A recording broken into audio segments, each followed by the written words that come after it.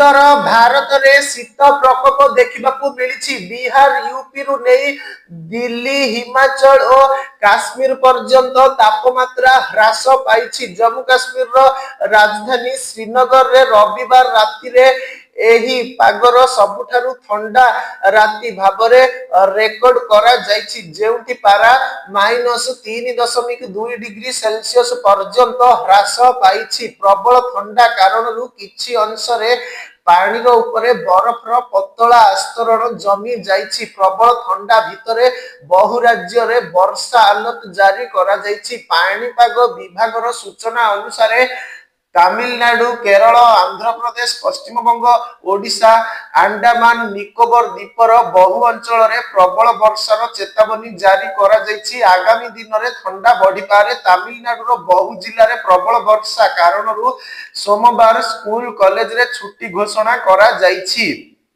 पाणीपाग विभाग पक्षरु जारी वर्षा पर चेतावनी भितरे सुरक्षा को देखी जिला प्रशासन स्कूल छुट्टी करिवार निष्पत्ति नेइछि।